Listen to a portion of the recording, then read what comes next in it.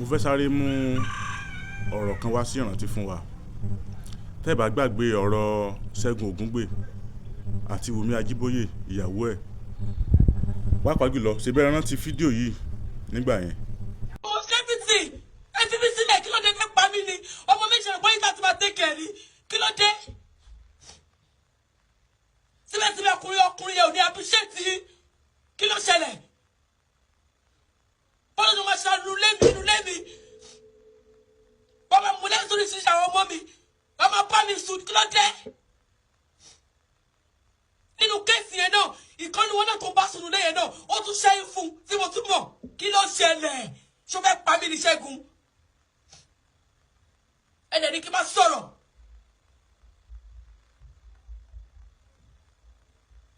mo ná ọmọọṣẹ́ mi tó ṣẹ́yìn fún náà, kí ló ṣẹlẹ̀? Ṣẹ́gun ṣó fẹ́ bà ayé mi jẹ́ ni? Leave me alone, go away, I am not interested anymore. mi ò ṣe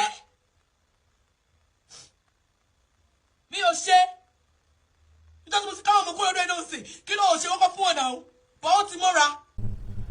ọ̀rọ̀ tí mo fẹ́ sọ pọ̀ náà títí ṣe rí ẹ̀yin obìnrin, ẹ̀yin ìyá wa, tí ẹ bá ti ń bínú, pàápàá jùlọ tí nǹkan kan bá ṣẹlẹ̀ láàrin ẹ̀yin àti ọkọ yín, ẹ máa ṣọ́ ahọ́n lásìkò tẹ́ bá ń jà. ẹ máa mọ ibo lẹ́gbẹ̀jọ́ lọ. ẹ lè rò wípé bóyá ìjà yẹn ò ní parí kó padà wá parí. àwọn ọ̀rọ̀ tẹ́ bá ti sọ lọ yẹn, pàápàá jùlọ ẹ rí i pé ó ti di ayé ti dá ayé social media sí, tí kan bá ṣẹlẹ̀ àṣàrẹ́ gbé ó di orí péjì wa tàbí orí Facebook tàbí orí Instagram wa tàbí ọ̀dọ̀ àwọn fans wa. But a ní rò wípé ṣéjà yìí sì máa parí àbí ò ní parí, pàápàá jùlọ ọkọ àtìyàwó tọ́mọ bá ti wọ̀, àtẹ̀yìn celebrity wa yìí náà. nígbà tí ọ̀rọ̀ Ṣẹ́gun Ògúngbè àti Wùmí Ajíbóyè tó bẹ̀rẹ̀ ńgbà yẹn, oríṣiríṣi àwọn èèyàn ni wọ́n jáde.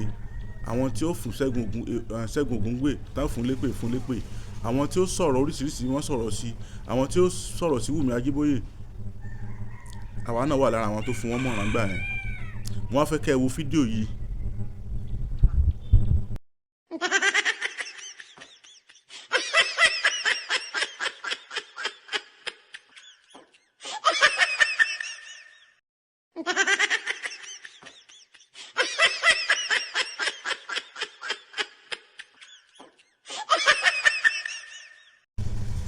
yàtọ̀ sí pé bóyá àárín ọkọ àtìyàwó ṣe dá sí,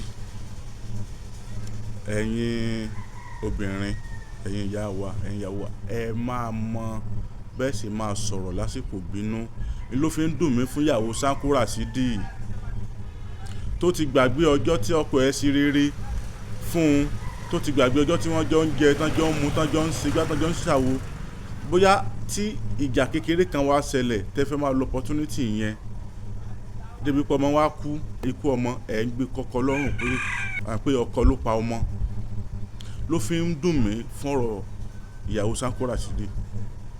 ó kì í sìn gbogbo àwọn interview kan oríṣiríṣi wà táwọn èèyàn ti pe Wùmí Ajíbóyè sígbà yẹn. Ṣẹ́gun Ògúngbè ò sọ̀rọ̀ o nígbà yẹn, tẹ́ bá sì rántí o. àwọn interview tí Wùmí Ajíbóyè ń lọ tó ti ń bọkọ ẹ̀ jẹ́, tó ń sigbá, tó ń ṣàwo, tó sì náwó tí wọ́n fi pa gbogbo wọn, tí wọn ò tiẹ̀ síbi pé bóyá ó wà lójú agbo yẹn. ní ìsìn wa ń kọ́ ọjà àárín ọkọ àtìyàwó tọ́mọ bá ti wọ̀ ó ti di òkúta. èèyàn gbọ́dọ̀ wà very careful, pàápàá jùlọ àwa alágbọ̀rọ̀ dùn tá a máa ń gbé ọ̀rọ̀ lọ́rọ̀ sórí. tí ẹ bá gbọ́ ẹjọ́ ọkọ yín tàbí olólùfẹ́ yín kan wá sórí social media, ẹ sọ̀rọ̀ níwọ̀nba.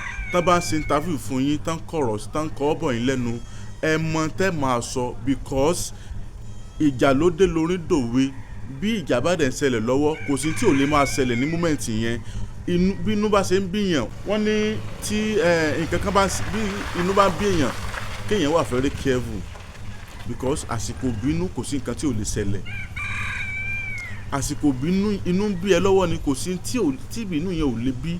tínú bá ń bí bàbá tó wá gbé ọmọ ẹ̀ sínú ìrùn, tínú bàbá yẹn bá rọ̀ tán, ṣé inú ìrùn yẹn máa rọ̀?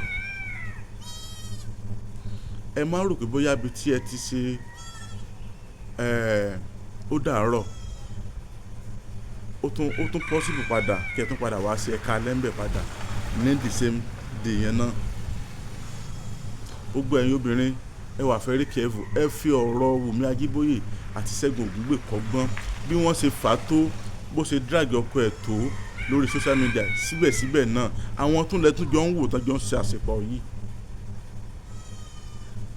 àwọn náà jọ ń wò tán dàbí pé bóyá wọ́n ẹ̀ṣẹ̀ fẹ́ra padà yìí.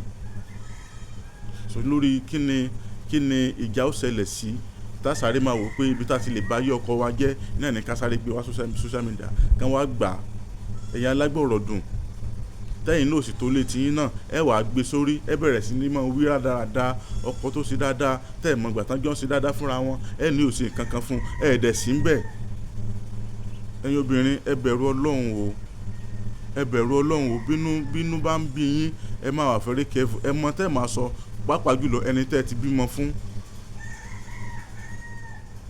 Kéèyàn má bímọ fún yàn gan ẹ sì kò sí tí ò tún lè padà ṣẹlẹ̀ lẹ́yìn wá ọ̀la. Ló fi dùn mí fọ́rọ̀ ìyàwó Sanko Rasidi ẹni tó bímọ 3 fún. So ọkùnrin káàtì àgbà pé bóyá ò fẹ́ mọ́ ẹ fẹ́ra mọ́, ó ti gbà pé ọkùnrin kan náà ló padà lọ́dọ̀ ẹ, ọkùnrin tó fẹ́ padà lọ́dọ̀ ẹ yẹn ṣe áńgẹ́lì ni kì í